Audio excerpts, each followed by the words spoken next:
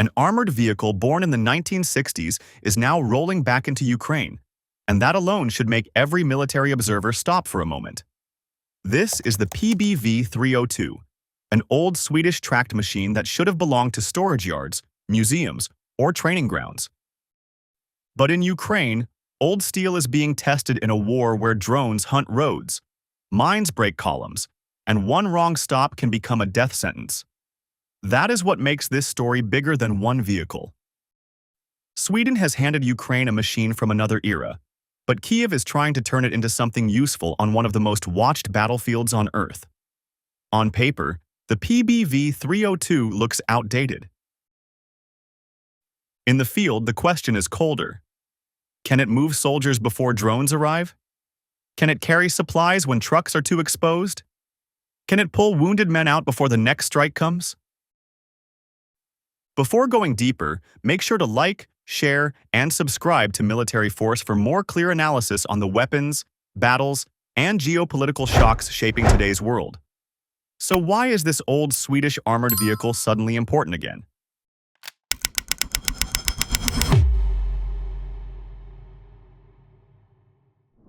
Sweden did not send Ukraine the PBV-302 just to hand over old armor from storage.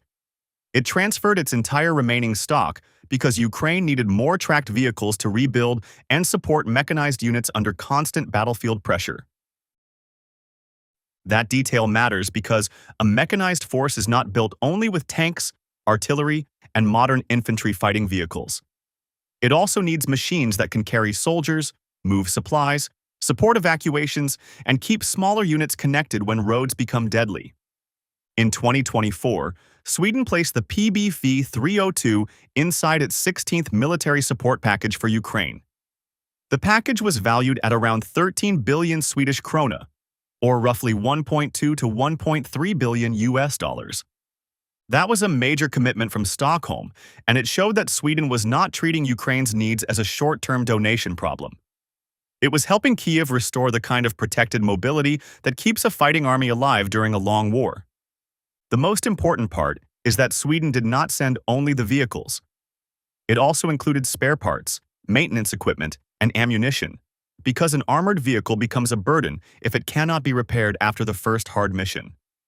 On the Ukrainian front, this matters as much as armor thickness or gun size. A damaged track, a broken engine part, or a shortage of basic service tools can stop a vehicle before the enemy even has to destroy it. That is why the support package should be understood as a complete battlefield system. It gave Ukraine more vehicles, but also the means to keep those vehicles running after mud, mines, drone fragments, and long supply routes wear them down. The same package also included high-value assets such as the ASC-890, airborne surveillance aircraft, artillery ammunition, air defense support, and other equipment meant to strengthen Ukraine's wider military network. This is important because the PBV-302 was not sent alone as a forgotten Cold War machine. It was delivered beside tools that help Ukraine see farther, defend better, and strike with more stability across different parts of the front. That makes the Swedish decision more serious than a simple transfer of old stock.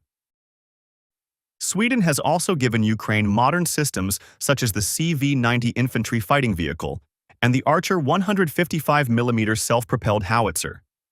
Those platforms are much more advanced than the PBV-302, and they show that Stockholm is not only sending what it no longer needs. It is sending a mix of equipment that fits different battlefield tasks. The CV-90 can bring stronger protection and heavier firepower. The Archer can support long-range strikes with fast shoot and move tactics. But neither system can replace the basic need for many armored carriers that can move people and material through dangerous areas. That is where the PBV-302 becomes interesting. It was designed in another era, but Ukraine's war has created a very modern need for simple, protected, and repairable battlefield movement. A normal truck may be faster on a road, but it is too exposed when reconnaissance drones are watching from above. A modern IFV may be more powerful, but there are never enough of them to cover every route, every unit, and every evacuation task. The PBV-302 sits in that gap. It does not have to be the most advanced vehicle on the front to be useful. It only has to help soldiers move under armor when open movement becomes too dangerous. That is the real meaning behind Sweden's transfer.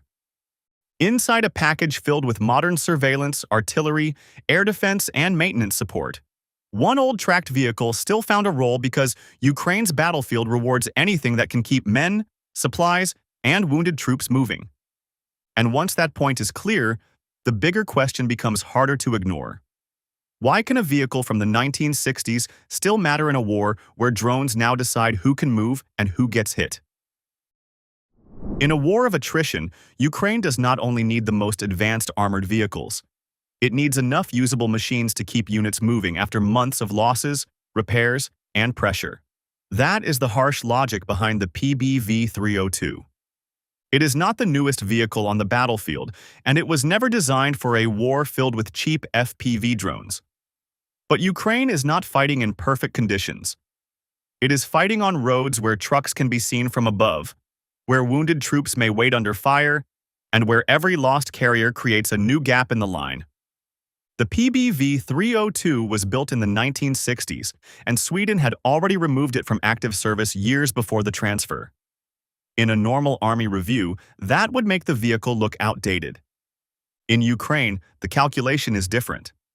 If a tracked armored carrier can still move, protect soldiers from small arms and fragments, carry cargo, and return for another mission, it can still have value. This is because Ukraine's armored fleet has been under constant stress since the start of the full-scale war. BMPs, BTRs, M113s, Bradleys, CV9s, and other armored fighting vehicles all face the same deadly pattern. Mines can stop them. Artillery can finish them. RPGs and ATGMs can hit them from hidden positions. FPV drones can chase them from above and strike weak points that older designers never expected to defend. That means even modern armor is not safe by default. The battlefield is not asking whether a vehicle is famous or new. It is asking whether it can survive long enough to complete a useful job. This is where older equipment can become important. A PBV-302 does not need to act like a Bradley. It does not need to lead a direct assault like a heavy infantry fighting vehicle. Its value comes from taking pressure off other platforms that Ukraine cannot afford to waste on every basic movement task. A Bradley is more powerful, and a CV-90 brings much stronger combat capability. But those vehicles are too valuable and too limited to be used for every supply run, troop transfer, or evacuation route. If older carriers can handle some of those missions, then modern IFVs can be saved for the moments where their firepower and sensors matter most. That makes the PBV-302 a practical bridge between two dangerous extremes. On one side is the soft truck, which can carry men and supplies but offers little protection when drones or shell fragments arrive. On the other side is the modern IFV, which can fight harder but is expensive, scarce, and hard to replace. The Swedish vehicle sits between those two worlds. It gives Ukraine a tracked armored option for missions that are too risky for unarmored transport, but not important enough to demand the best fighting vehicles. This role becomes even more important when the front is long and the demand for movement never stops. A unit may need ammunition before dawn. A small assault group may need to be dropped closer to a tree line. A wounded soldier may need to be moved before Russian drones return. A damaged position may need food, water, batteries, or anti-drone gear before another attack begins. None of these tasks look dramatic on a map, but they decide whether a force can keep fighting. That is why quantity matters so much. One excellent vehicle cannot be everywhere. A small number of advanced systems cannot cover every road, every brigade, and every emergency. Ukraine needs layers of mobility, and the PBV-302 adds another layer to that system. The real lesson is clear. In this war, survival depends not only on elite weapons, but also on enough reliable armored carriers to move people through danger. And once that need is understood, the next question becomes sharper. What makes this old Swedish vehicle easier to use than the Soviet machines Ukraine already knows so well? Compared with the BMP-1 and BMP-2, the PBV-302 looks stronger in the way it serves soldiers, not in the way it fights. That difference matters because Ukraine does not only need vehicles that can shoot harder, it also needs armored carriers that crews can drive, repair, load, and reuse under constant pressure. The Swedish design gives that kind of practical value. The PBV-302 carries a crew of 3, including the driver, commander, and gunner, while the rear compartment can take about 8 dismounts. That space may sound like a small detail, but it becomes important when soldiers are wearing body armor, carrying rifles, radios, ammunition, medical kits, and extra batteries. Inside many Soviet-style vehicles, troops often sit packed into tight spaces, and that can slow them down when they need to get out fast. In the PBV-302, the layout is more friendly to the men inside, and that makes the vehicle more useful as a battlefield transport. Ukrainian crews have also described the Swedish vehicle as easier to operate than the BMP, especially when driving through mud, rough ground, and broken rural roads. That is not a comfort issue. It is a survival issue. A driver who can control the vehicle with less struggle can react faster when the road changes, when shelling starts, or when a drone warning comes through the radio. On a normal training ground, a difficult gearbox may only be annoying. Near the front, that same problem can slow the vehicle at the worst moment. If a carrier loses speed near a tree line, a bridge, or an open road, it gives Russian drone teams more time to spot it and guide a strike. That is why simple handling can become a real battlefield advantage. The PBV-302 also appears easier to maintain in field conditions. According to Ukrainian accounts from the source material, some engine access and service tasks can be handled from inside the cabin, while BMP crews may need to open up more of the vehicle to reach key parts. This matters because every repair outside the hull creates exposure. A mechanic standing beside an armored vehicle is not protected by the machine. A crew working in the open can be seen by reconnaissance drones, and once that happens, artillery or FPV teams may have enough time to respond. The Swedish vehicle reduces some of that risk by making basic maintenance faster and less exposed. That does not make it safe. But it can reduce the time a crew spends outside the armor, and in this war, time in the open is often the most dangerous part of the mission. The track system also gives the PBV-302 another practical edge. Ukrainian crews have noted that the track tension can be adjusted from the driver's position, which helps the vehicle adapt to soft ground, muddy routes, and changing surfaces. This is important in Ukraine because movement often depends on terrain that changes quickly with rain, snow, shell craters, and heavy traffic. A tracked vehicle that throws a track becomes almost helpless. Once it is stuck, the crew must either repair it under threat or abandon it before a drone finds the target. That is why reliability matters as much as speed. A vehicle that keeps moving through mud may finish a mission that a stronger but more difficult machine cannot complete in time. The larger point is simple. The PBV-302 does not win attention because it is new or powerful. It wins attention because it is usable. It gives Ukrainian crews a platform that is easier to drive, easier to service, and better suited to carrying men through dangerous routes than many older Soviet alternatives. In a drone-heavy war, the best vehicle is not always the one with the biggest gun. Sometimes, it is the one that can move, stop briefly, unload fast, and leave before the enemy has enough time to strike. That practical strength now leads directly to the vehicle's most important battlefield role. The PBV-302 is not being valued mainly as a frontline fighting vehicle, but as a battle taxi that helps soldiers survive the journey into and out of danger. The PBV-302 is most useful when it is treated as a battle taxi, not as a vehicle built to charge straight into the heaviest fight. That may sound less dramatic than calling it an infantry fighting vehicle, but in Ukraine, this role can be just as important. A battle taxi has one main job. It must bring soldiers close enough to act, then get them away before the enemy can lock onto the route. That kind of mission fits the PBV-302 better than a direct attack against prepared Russian positions. It can carry infantry toward a tree line, move a small group away from shelling, bring ammunition forward, or deliver supplies when an ordinary truck would be too exposed. It can also support withdrawal, which is often more dangerous than the approach itself. When a unit pulls back, the enemy may already know the likely roads, crossing points, and cover lines. That is where an armored carrier gives soldiers a better chance than open transport. The medevac role may be even more important.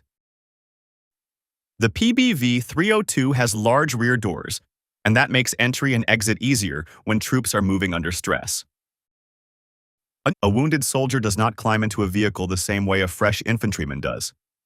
He may be carried by two men, dragged from cover, or placed on a stretcher while drones are still overhead. In that moment, a wide rear opening is not a design detail. It is the difference between a fast evacuation and a deadly delay. The interior also gives Ukrainian crews more flexibility during casualty movement. The rear compartment can be reworked to create space for stretchers, which allows the vehicle to carry badly wounded troops instead of only seated passengers. According to the source material, Ukrainian troops described how the mounted equipment can be removed or shifted so that several casualties can be placed inside at the same time. That makes the PBV-302 more useful than many older Soviet-style vehicles in emergency evacuation. A BMP may have stronger weapons, but its cramped troop space was not designed around comfort or medical movement. If a casualty cannot lie flat, if gear blocks the passage, or if soldiers must squeeze through a narrow space, precious seconds are lost. Those seconds matter when FPV drones are searching for movement.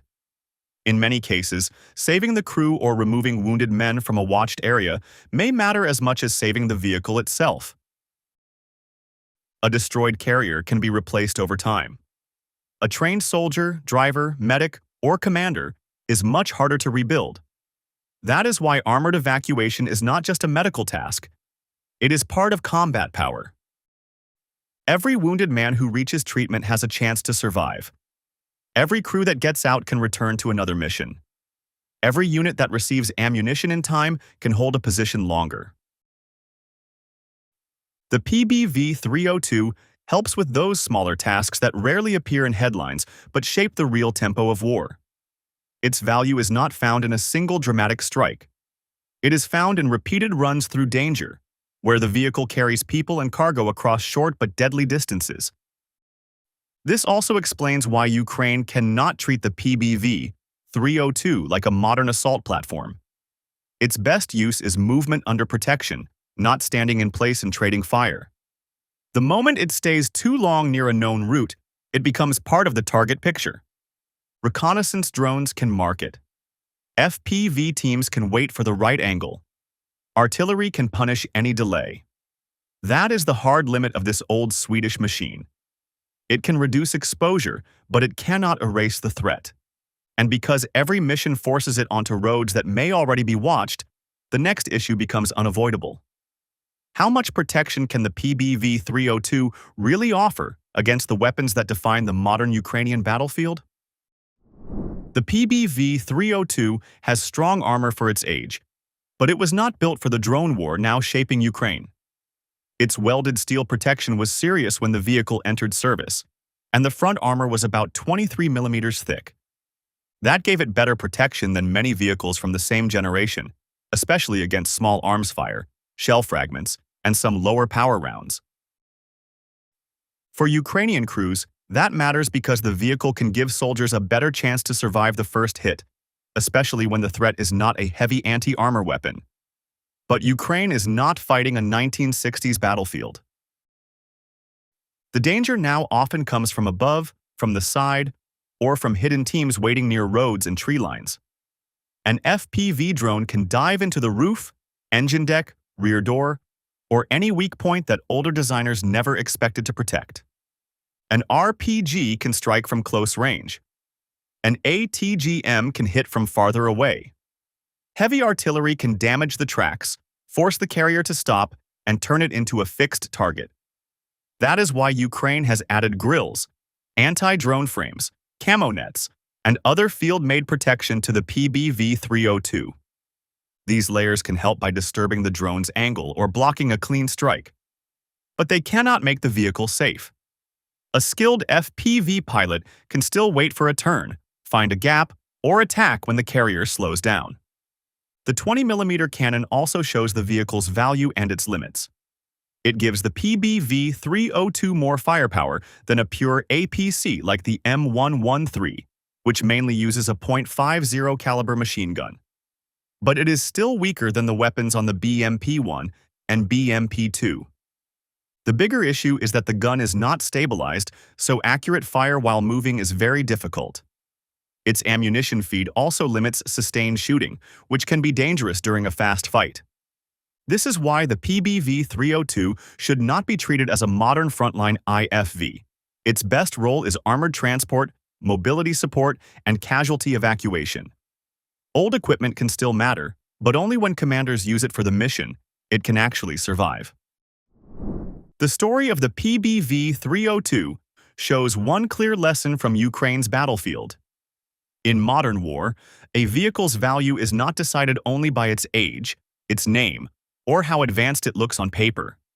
Its real worth comes from the problem it can solve under fire. The PBV-302 is not a Bradley. It is not a CV-90. It is not the kind of modern IFV that should lead a hard push into a heavily defended Russian position. But used the right way, it gives Ukraine something important. It adds protected movement when normal trucks are too exposed, and it helps soldiers, supplies, and wounded troops move through routes that may already be watched from above. That is why old but well-designed equipment still matters. The PBV-302 cannot defeat the drone threat by itself. It cannot promise safety against FPV strikes, RPGs, ATGMs, or artillery. But it gives Ukraine another workable option in a war where every vehicle, every crew, and every evacuation route counts. And sometimes, one more armored ride out of danger can mean the difference between loss and survival. For more clear analysis on the weapons, battles, and geopolitical shocks shaping today's world, make sure to like, share, and subscribe to Military Force.